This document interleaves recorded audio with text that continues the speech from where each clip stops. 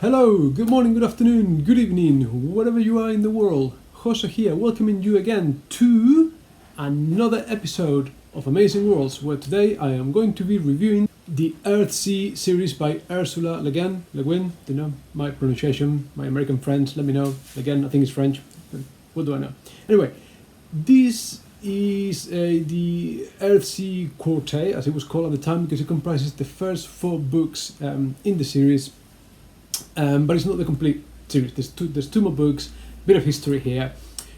Originally, the Earthsea series was comprised of only 3 books, A Wizard of Earthsea, which was the first one, Tombs of Atuan, and The Furthest Shore. And those 3 books were published in 1968, 1971, and 1972. And the way that the third book, The Furthest Shore, finishes, it's meant to sort of complete the series. It kind of finishes in a way that you understand as being the end of the series. However, in 1990, the 4th book in the series, Tehanu, came out. So there's already 18 years passed on. So reasons why we needed a 4th book, I'm not sure. And then in 2001 and 2018 came the next 2 books. One of them is actually only a collection of short stories set in the world of Earthsea, some written as far back as the late 60s, and some of them published over the years, and the last book of 2018, which I believe was called The Last Wind. So already I think there's something about the series where maybe there was a desire, there was an element of sort of trying to milk it for what it was worth. You do 3 books, and they're very short books. Each one is about 100. It's not even 200 pages long. So 60, 71, 72, and then 18 years later, and then 11 years later another one, and then 17 years later another one. It's just like every 15 years or so, there was a need to sort of keep squeezing it for what it was worth. And I don't know, the action takes place in the world of Earthsea, which is I think it's a world full of potential, and all the different books take you to different places. So book 1 sees the action start in Gaunt, then it moves on to Rogue, then somewhere called the East Reach. So Gaunt is the hometown of Ged. It's sort of our main protagonist, but more on that later. Rogue is where the School of Magic is, and then you got the East Reach, kind of like the furthest island out there. Book 2 takes us to new places in the world, to Atuan and Hafnor, and then in book 3 we move back to the island of Roke, where the School of Magic is, and then we move to the action moves to Selidor, and we go to the land of the dead, and then book 4. Tehanu, it stays in the island of Gaunt. We go back to the beginning. Now, the thing that I found when I did my fantasy series ranking video, I gave this a 6 because I didn't sort of remember much about it. But having reread it now, I have to admit I've got no interest in Tales of Earthsea and The Last Wind, if that's what it's called. I really got no interest. I found the books a bit of a slog. After the 2nd book, I read some of the Dresden Files, read the 3rd book, more Dresden Files, finish it. The books were written in the late 60s for children, but fine, that's not a problem. I've read many books, fantasy books for children. I do enjoy them. Harry Potter, I've read Narnia, doesn't mean I enjoyed it though. Famous 5, whatever. I've read lots of books for children, and I don't have an issue with that. But oh my God, if this is what children in the 60s and early 70s were reading, no surprise, no wonder that by the late 70s we have punk rock by the time they grow up. The world creation and the world development is poor, my opinion. Okay, so we move to all these different places in the world, but it's just islands. There's islands, some are bigger, some are smaller. Obviously, the author is constrained by the length of the stories that she's decided to tell. So on 180 pages, you cannot expand on the world. You cannot build a history. There's no sense of history. there are no different cultures to learn, or characters don't seem to speak different languages. Culturally, there are no great differences. I don't know. Character development, again, I think it is poor for multiple reasons, which I'm going to expand on now. In book one, we follow Ged, but credit where it's due. Okay, so Ged is this sort of shepherd kid that all of a sudden discovers he's good with magic. He's got power, and there's a very iconic image when he calls to himself a flock of goats, and he is taken to a school of magic to learn the magic. So where have we seen that before? It's a trope that has been repeated plenty of times in history. Harry Potter, the Dark Magician, but through the Canavan, I'm sure plenty others. In said magic school, some people tease him for his poor background, for being a shepherd. He tries to prove himself. We've seen that before. It's all familiar, but this happened here first. And in the process of trying to show off to his peers, he unleashes a dark force, which then he has to sort of chase back and combat and defeat. So, it's a sort of great story there. And Ged he's chasing this shadow being that he's released, and in the process he encounters dragons and stuff. But one drawback of the series is that there is no action. There is no action, literally. I'm going to enter into spoiler realm now, so if you haven't read it but you're interested, maybe stop watching the video, sorry. Or maybe you can hear what I've got to say, then when you read it, compare notes and tell me how wrong I got it. I may have completely missed the point of the series. I don't know. He finds a dragon. He engages in fight with dragon, but it's dialectic fight. Okay, he just speaks to the dragon, and that's how he defeats the. They have a chat, and he defeats the dragon. That's it. And this shadow that is chasing him, but then he ends up chasing. At the end, nothing happens. He just accepts the shadow as the dark side of himself, and he becomes whole again. And that's it. End of story. End of book one. Done. We have a chat with the dragon. We see the shadow. It's me. It's my dark half. I'm full. I'm a complete being now. End of story. In book two, we don't follow Ged anymore. No. We're in a different place in the world. We're in Tuan, in the tombs of Tuan, where some poor little girl has been brought up to be a high priestess of the Elder One. Sounds very old Lovecraftian there. And she's there. And all of a sudden, there is like a labyrinth in the catacombs under the temple where she lives, and she finds Ged, our main character from book one, is there. He's trying to find something. He's there, but we don't hear from him. He's not part of the. He's there, but it's not told from his perspective. So this girl, who is brought up in a sort of fairly matriarchal, female-dominated society, which fine, great, whatever. She sees Ged. He's trapped in the labyrinth. He can't escape. He's losing his strength, his power. She's been instructed all her life to kill these people, to get rid of the intruders, whatever. But what does she do? She saves him and runs away with him. Why? Don't know. Motivation? Don't care. She sees him. Ooh, he's there. Let's run away with him. That's it. Right. Okay. And then the reason for Ged being the MacGuffin is that there is a ring of power. We heard that before. But half a ring of power. So it turns out that Ged has got half the ring because quite conveniently in a previous trip in the many thousand islands in the world, that is Earthsea, he finds like a couple that have been stranded there for years since they were children, and they are old people. And in gratitude, the lady there gives him half the ring. Turns out to be the ring of power. He just has it. Why these kids have it? Don't know. Don't care. Why we should give it to Ged? Don't know. Don't care. So Ged and Tana, who is this high priestess, now this ring will bring peace to the world. Why? Don't know. Don't care. They run away together. They take the ring back to the, sort of the main capital place of the world, and that's it. End of story. Motivation, character development. Don't know.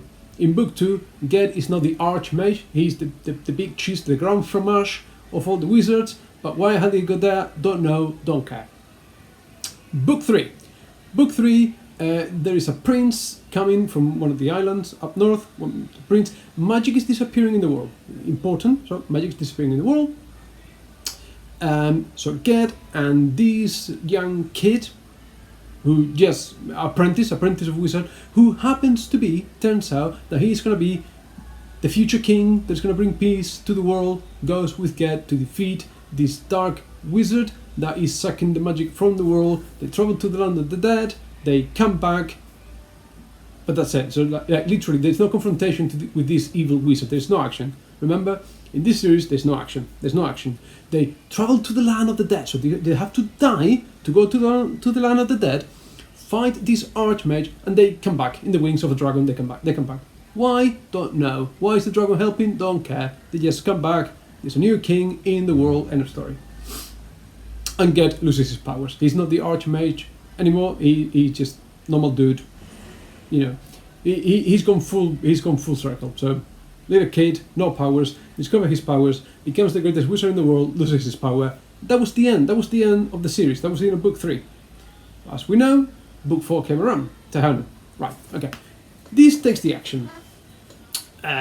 Moves the action in the future, where now Tana, who was this high priestess in book 2, now she lives in Ged's old village up in the mountains, looking after goats. She's a goat shepherd. So she was a high priestess of some dark secret cult, gave her all up to shepherd some goats in the hills. Okay. Oh, and she's also raising this little child that has been burnt and has been abused and whatever. Why? Don't know, don't care, never explain. Ged arrives in the back of a dragon, half dead. Why? Don't know, don't care. They decide, they get together and raise the child. Turns out there are some evil people going after the girl. They're chasing the girl. They want to hurt the girl. Why? Don't know, don't care. All right, it's not told. The motivation not needed. Just get the story going. So why they're chasing the girl? We don't know. Ged, Tana, and the girl run away as they're being chased. Why? Because we don't know. And in the last moment, massive spoiler here, people. By the way, I'm about to biggest spoiler in the world. This girl that was burnt as a child, this burnt child, decides to. She calls the dragon. Dragon, like literally dragon. She calls the dragon. Dragon come. The dragon comes, kills the bad guys, saves the day. Turns out, massive spoiler, the girl is half human, half dragon, and she's the daughter of the dragon that she called. Very convenient that the dragon was there. Dragon, the dragon come. Don't know, don't care. Girl decides to stay with Ged and Tana and not follow her mum, dad, dragon, whatever. So that's the problem. The character development poor because we got time jumps. So we don't see how Ged, he goes from little kid to go to study in the School of Magic. In the next book, he's already the archmage, and then book 4, right? He's lost his powers. He's gone full circle, right? How does he feel? He's okay. He's just gonna go and shepherd some goats, get together with Tana, with the priestess. They're old now because Tana has got grown-up children, have grown up, but happy days, I suppose. Better late than never. No action, and I don't get it. Like a kid in this day and age, kids of today, right? Hunger Games, Skullduggery Pleasant, Harry Potter. What else is there? Like Maze Runner, all the stuff. Are kids in this day and age going to want to read these no action books? I don't know. But what do I know? What do I know? The book 4 actually won the Nebula, and the Locus Awards for best fantasy books for kids. So what do I know? What do I know? Let me know. Comment. Do I know anything? Have I missed? I've missed the point, haven't I? I missed the point. Because I don't get the books. I don't get the. Turns out I found actually the other day I was flicking through Netflix. There is a Japanese anime movie on Tales of Earthsea. There's that. Am I going to watch it? Magic system, however, it's interesting. Apparently based on sort of ancient traditions, whatever. But I saw it reflected in the Gentleman Bastards series by Scott Lynch, where basically the way the magic works is that you can do like illusions. You can do illusions. Some people can transform themselves into animals, say, and there's that risk that the more you spend as an animal, the more animal you become, and there's the risk that you never come back as a human because your brain turns into the animal brain. And I've seen that. I think in the realm of the Elderlings by Robin Hobb in the Earthsea trilogy, there is some element of that happening in also in the Earthsea series. If you know the true name, that everyone's got two names, right? You got your normal name to get by, that people know you by, and you got your secret name given in the ancient tongue of the gods that created the world that everyone has forgotten. But if people know your real name, they got power over you, they can control you.